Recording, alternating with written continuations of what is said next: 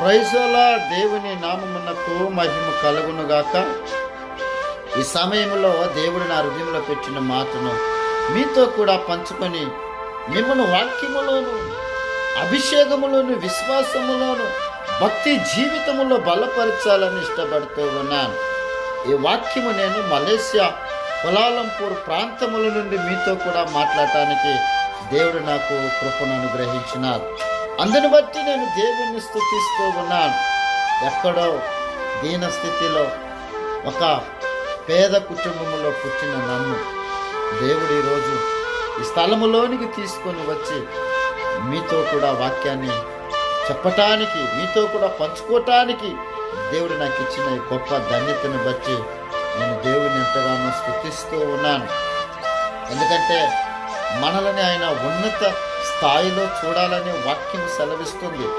ఆయన తన పిల్లలు ఎవరు కూడా చూడండి, తల్లిదండ్రులు తన పిల్లలు ఒక గొప్ప స్థాయిలో ఉండాలని ఇష్టపడుతూ ఉంటారు.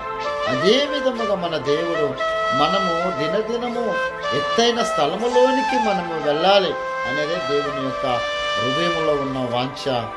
ఆయన యొక్క ఆలోచన అంతా కూడా అదే కనుక మనము కూడా ఆ ఆలోచనలోనికి మనం వెళ్ళినప్పుడు మన స్థితి మార్చబడిద్ది, మన పరిస్థితులు మార్చబడతాయి.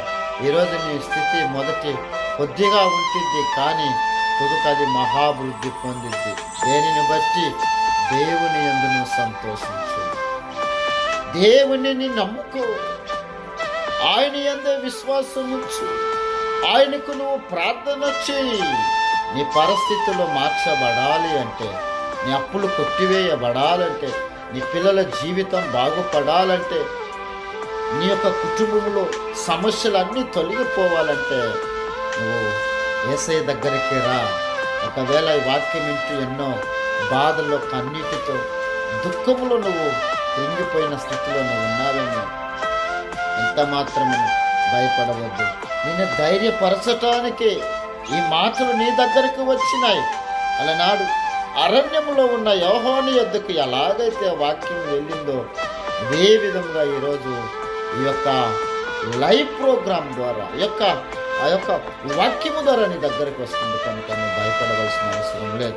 అందుకని అంటున్నాడు 77వ కీర్తనలో, యెహోవాను బట్టి సంతోషించుము, ఆయన నీ హృదయ వాంఛలను తీరుస్తాడు. నీకేదో ఎన్నో ఆశలు ఉండొచ్చు, ఎన్నో కోరికలు ఉండొచ్చు, నీ ఆలోచనలు ఎన్నో విధాలుగా ఉంటాయి. కానీ అవి నెరవేర్చబడాలి అంటే ఆయన యందు నువ్వు సంతోషించు, ఆయన యందు నమ్మిక